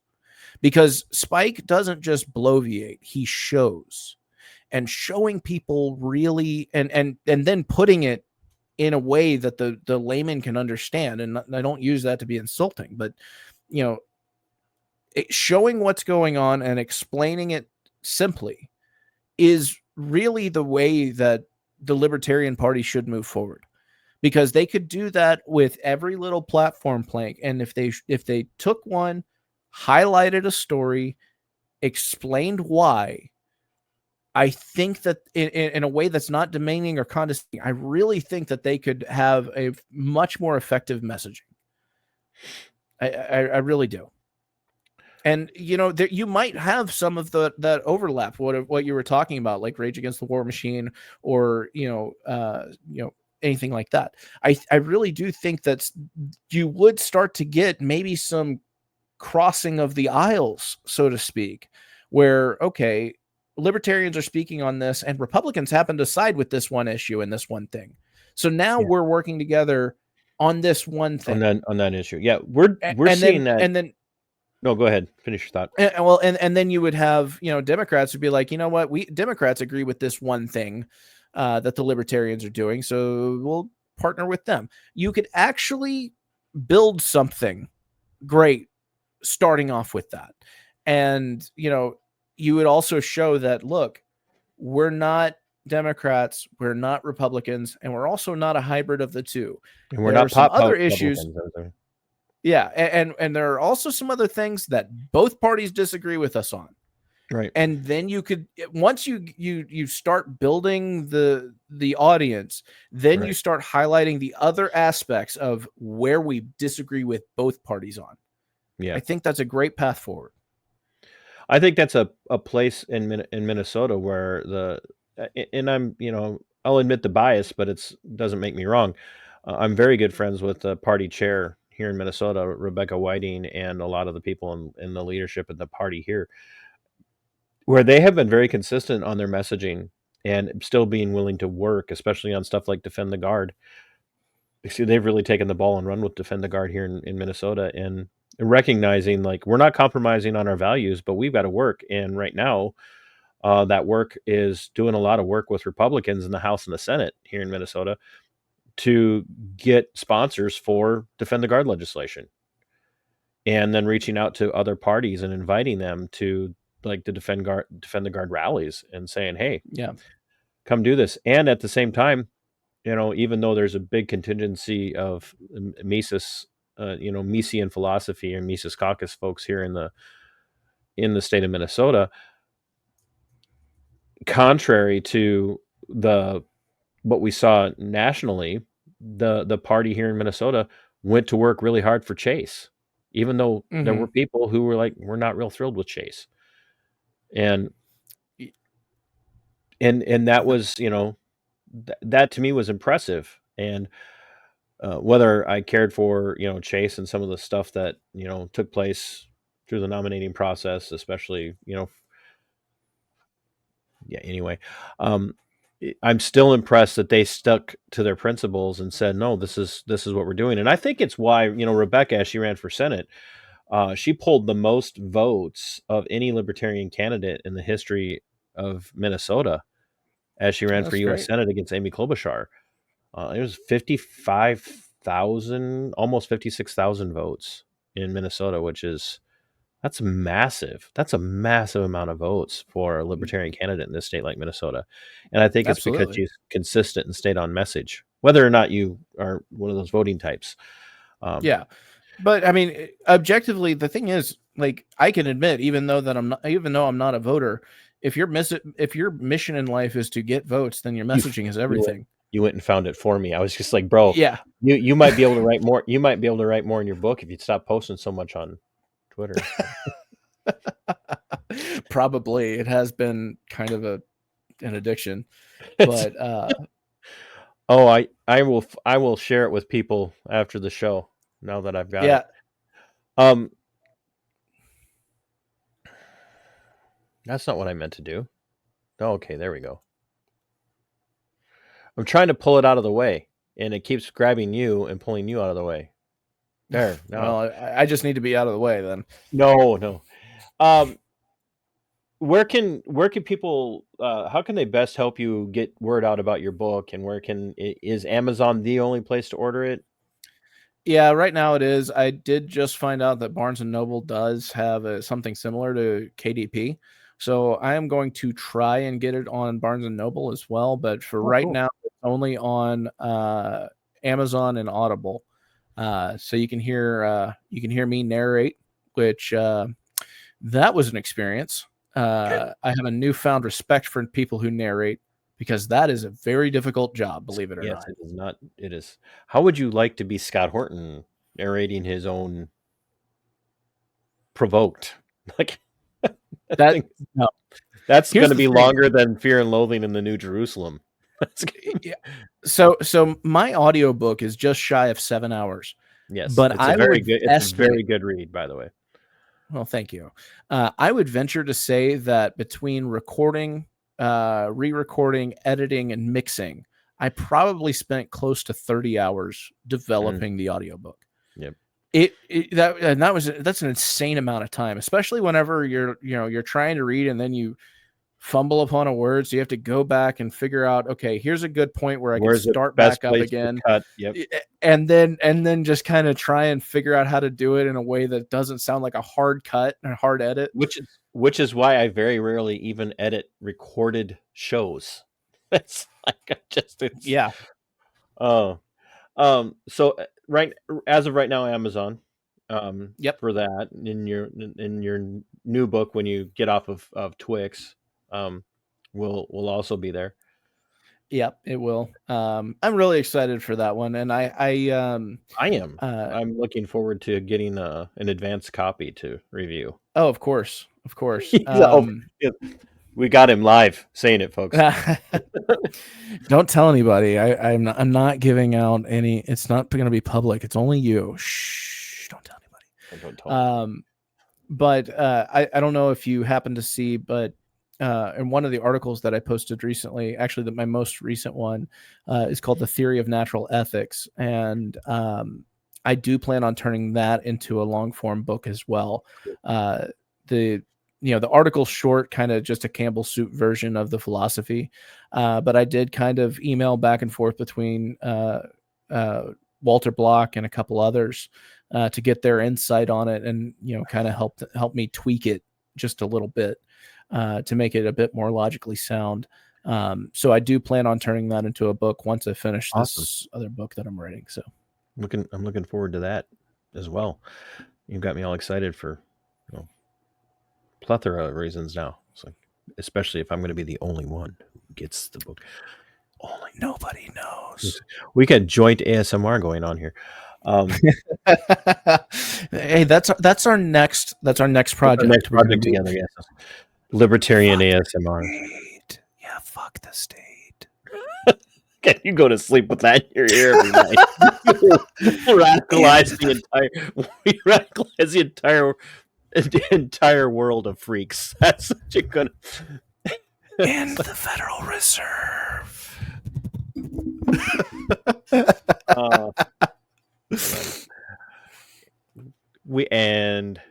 Scene. So here's, and I know it's going to be real easy because you've already done it, but I've started this thing now on Libertarian Lowdown without warning anybody in advance, unless people watch the show and then I have them on, then they have a warning. But yeah, anyway, so we're going to find out just how loyal you are, and that's a joke. There's no loyalty test. Top 3 libertarian books that you would recommend to people who want to learn more and are willing to be challenged. Okay. So I'm going to classify this as one. Okay. But Jack Lloyd's trilogy, little pamphlet trilogy on Definitive Guide to Libertarianism, Voluntarism, and the other 2 that he's got, great reads and very good, like, easy primers. I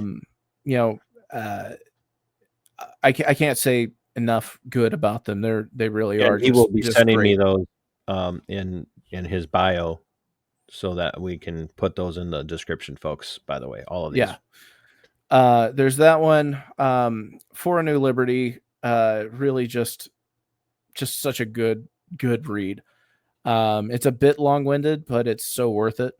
And then Anatomy of the State. I can't say enough about Anatomy of the State because it doesn't flat out say Rothbard doesn't flat out say that, hey, this is why government's bad. He is taking the status quo and explaining the flaws in it. Yep. And he does it in such a beautiful way, and it's so short and to the point. I love it. I can't say enough good about Anatomy of the State. So those are my three. It's going to be Jack Lloyd's small trilogy, For a New Liberty, and Anatomy of the State. Non-libertarian reads that are musts. Okay. And it doesn't have to be like a 3 or 4 or 5, but just even if it's just one. So my favorite book right now is called Project Hail Mary by Andy Weir. It's hard to explain what it's about without spoiling it. Don't spoil it. It's kind of a science fiction mystery. And it's just so beautifully written. And I actually found out that they just wrapped up filming the film for it. So Andy Weir also wrote The Martian. I'm sure you're familiar with the Matt Damon film. He wrote the book for that, and that book is great. But Project Hail Mary is such a good book. It's just got all these twists and turns about it. Basically, this guy wakes up trying to figure out who he is and where he's at. That's enough. Yeah, that's enough. That's all I'm giving you. It's such a great book. Let's see. What else have I read recently that was, Atlas Shrugged is a good book, but holy shit, is it long. It is unnecessarily long. So I'm not going to recommend that one. Story's good, length bad. I don't need 3 pages describing what Hank Rearden's coat looked like, okay? And I don't need 3 hours on a monologue. Come on, that monologue. The monologue was great, but holy shit, dude. That's what we just did, by the way. Not 3 hours, but that's what we yeah. But yeah, you know what? I'm just gonna leave it with that, because the rest of the books that Permanent Record by Edward Snowden, fantastic book, must read by anybody. But that one's also nonfiction, so I apologize. Those are I said non-libertarian. I didn't say I didn't say fiction. So you did say non-libertarian. Yeah. No, those are perfect answers. Must go to podcast listens on a at least weekly or semi-weekly basis. All right, I'm gonna get canceled here. I actually don't listen to a lot of podcasts anymore. I used to, but now I have made good use of my Audible subscription, so I really don't listen to a lot of podcasts. I still make time for other people. I'm so There is one podcast that is kind of funny if you can get past the fact that the hosts are, pretty hardcore leftists. It's this podcast called I've Had It. My wife and I listen to it whenever we're on road trips, and it's just these two old, white liberal ladies that just talk about things that they've had it with. And they do get political at times, and so you kind of have to get past that. But some of the shit that they complain about is just spot on. Like, you know what? I've had it with that too. Fuck people who do that. It's great. Which is funny, because I didn't know there aren't a lot of leftists that actually have a sense of humor. So maybe it's accidental. It might be accidental. It might be. But to be quite frank, there's not a lot of real Republican conservatives that actually have a sense of humor either. No, they're all against their religion. They're all snowflakes. Top or no, not top. Give me a Derek's idea of the most libertarian TV show, series, movie, or that's theatrical release movie that's libertarian, or espouses some libertarian ideals without being in your face. Honestly, the thing that my brain is going to is Breaking Bad. And it was really good show too. So, I did not watch it until the series ended. I think the series had been over for what's it been now since Breaking Bad itself's been no longer being made? It's been a minute, 6 years or so, or something like that. At least. And I didn't watch it for the first time, the whole series, until I think 2 years ago. I started watching it on Netflix, and I was like, "How did I not watch this?" But I know why. It's because everybody else was watching it and demand that I Yeah. watch. I'm going to be real. I also didn't start watching it until the series had concluded, and I watched it on Netflix. Yeah, So, I you're not just alone. like I'm not watching this just because everybody else is watching it. I did the same thing with The Walking Dead. I'm like, I'm not watching this until everybody else is like that. And then I was working straight overnights, and we finally reinvested in cable, and I started watching The Walking Dead from ground zero, from like the very first episode. And I was like, this is actually really good. Now it's got now it's like I can't, like, I don't know. It's Is it just still on? Yeah, it's like, but there now are all these offshoots and everything, and I'm like, It's too much. I hate it when they start doing spin-offs. I really do. I just Yeah. hate when they start doing spin-offs. But so Breaking Bad, I'd have to go back through and really like dive into it from a. I always tell people, I get so much pushback from even my like anti-Republican, anti-Democrat friends who are moving more and more towards libertarianism. When I tell them MASH, if you really listen to MASH, like the TV series, Yeah. there is I so can much libertarianism in it, just in their anti-war agenda.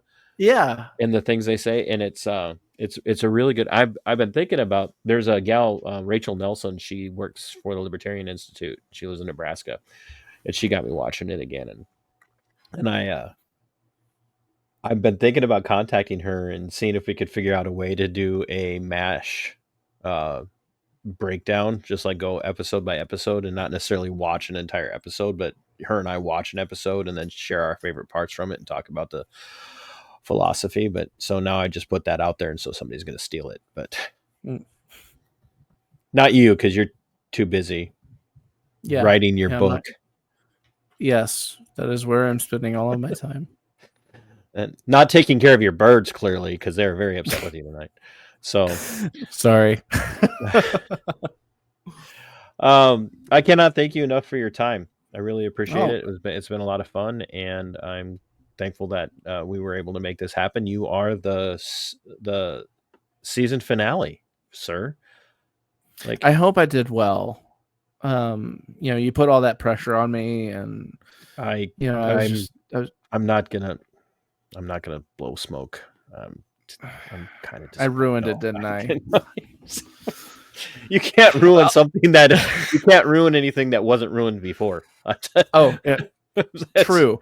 No, I appreciate you having me on. This was my such chickens a fun get more. conversation. My chicken streams get more views than my regular content. Honestly, well, that's because they're chickens, and everybody loves chickens. I mean, that's true. In one way or another, we all love chicken. Yes. True story. No, I really appreciate your time, Derek, and I look forward to getting people's feedback on this, and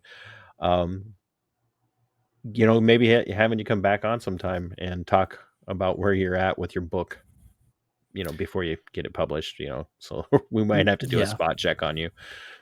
Yeah, keep me honest, please. I have to do an author's welfare check on you. Like, we just send a group of or self-published individuals to your house in like some sort of weird like self-published uniform. Yeah. And come and do a welfare check on you and your writing status, find you all curled up in a corner screaming, "I have no more ideas. I don't know what to do." Your wife crying in the corner. He's turned into a monster. He keeps talking about his characters coming alive. I don't know. Thanks for putting that new nightmare unlocked. Hey, you did the whole ASMR thing. That got me. So it's rent. Well, I really appreciate it. And by the way, I have this set up for recording, so on both ends. So if you leave this open long enough afterwards, it'll be recorded on your end. And if you want to, like, if there's something we talked about and you want to clip it out and put it out and point people my way, that would be great. I'd love to have more audience. I will do what I can greedy. for sure. Yeah, I mean, I am too. I get it. That's totally understand greed. Oh, well, you have a good night, and I'm going to kick you out into the green room, and you can listen to me talk bad about you in my closing now. All right, man. I appreciate the invite. This was fun. I really had a blast. Thank you. I needed this after my video editing earlier today. I was so in the weeds. So we'll talk soon. Thank you, sir. Thank you, sir. Uh, uh, folks, it's not very often that you have a conversation with somebody outside of text that you've never talked to before, where you feel like, hey, wow, we could be friends. That's how I felt when when I first started talking to Derek before we started recording. Or excuse me, this isn't recorded. This is live. This is a live episode of Libertarian. I blew it. But anyway, yeah, this has been Libertarian Lowdown, and I just screwed up my secret. But that's fine. No secrets here. We don't believe in having secrets, right? No, wait. I knew when I first started messaging with him that we were going to get along, and the pre-show conversation proved it, and the conversation tonight really helped. Folks, these are the kind of conversations. I say this to you guys all the time. If you really want to convince people, this is how you have a conversation. And the reason that you have these conversations and can have these conversations is because you listen to guys like Derek, you read guys like Derek, you watch this show, and you take the things that we talk about here on the show and you take them out into the world, and you change hearts and minds through deeply philosophical conversations without like actually being deeply philosophical with people, because quite frankly, most people are terrified of it. And that's why I do this show. I want you to grow. I want me to grow. I want my guests to grow. And I want you to be able to help people around you grow. The first time that you have a conversation with a person and they come back and they're like, you know what? I never thought of that before. And the points that you're making resonate with me. And I think I'm done. I think I'm done with the duopoly. I think I'm done with the uniparty. And I think I understand where you're coming from. The first time you hear that and a person acknowledges that you were right about something, it doesn't go to your head. It makes your heart warm, is what it does. And I'll give you a real, personal example. And he'll know if he listens to this, he'll know who I'm talking about without me naming his name. But after October 7th of last year, I came out pretty hard against a lot of what was going on in the Middle East through geopolitical Israel and what they were doing. And a very good friend, loyal fan of the show, and I were going back and forth. He was completely on board with what was happening, and we just kept going at it with each other. And I flat out told him, like, dude, you're being stupid. You're being inconsistent in your philosophy. You're being inconsistent in all your other, you're anti-state and everything else. But for some reason, this particular state, you're completely defending them. And we just kept going, and we kept going, and I wasn't throwing barbs at him. I was picking apart his inconsistencies in his philosophy over his support for those actions. And I just kept suggesting things to him. And eventually one day he just came to me and he's like, I don't know how I just watched and read or heard something about this particular thing and what's really going on here. And he goes, I've been wrong. And I didn't like jump up and down and make fun of him. It warmed my heart, not because I was right, but because the conversations that we were having changed him. And that's the way we make a difference in our society. That's why I talk so much about think local, act local in my content, so much of my other content. The most local place for you to have an impact is in conversations like we were talking about tonight. It's with your neighbor. It's with the guy at the bar over a beer or a rum and coke or whatever your choice is. That's where it matters. That's why it's so important. If you can do that, we can win this fight. We can take this republic back, or we can have something better. But you've got to be invested and you got to be involved. You got to be committed. Because if you can't be invested, involved, and committed, then you kind of deserve whatever happens. I said what I said. Cannot thank you guys enough. If you are able, head over to the Give, Send, Go and help out Mrs. TC in her recovery. And quite frankly, Lord knows she needs a lot of support. She's got me in her life, so y'all know it's true. But I'm very lucky that I was home that morning, and we still have a long road ahead of us. And we would appreciate the support and the prayers and donations at the Give, Send, Go. Head over and get Derek's book, please. I'm begging you.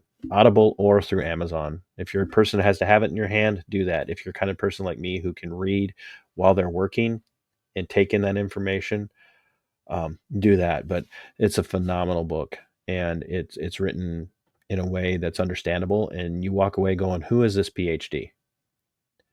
I'm not kidding. And Derek proves that he's a man of principle. And you heard that tonight in the things they admitted. But he's consistent in his philosophy. And that's to me is the most laudable characteristic that a person can have. I don't care how many little old ladies you help across the street. I don't care how many stray dogs or cats or whatever you adopt. If you're inconsistent in your philosophy, in your principle and your philosophy, your word doesn't matter. So, my friends, until next time, my dear friend Monica handmade this for me a little over a year ago. Fight for your liberty. It is yours. Fight for your freedom. It belongs to you. And Sic Semper Tyrannis.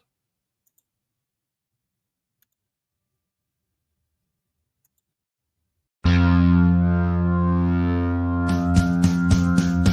are go for liftoff in T-30. Stand by for further instructions, Minnesota Black Robe Regiment. Secondary guidance systems engaged. Minnesota Black Robe Regiment, it will be on my mark.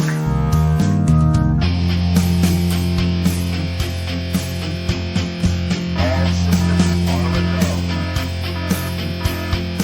All systems are a go.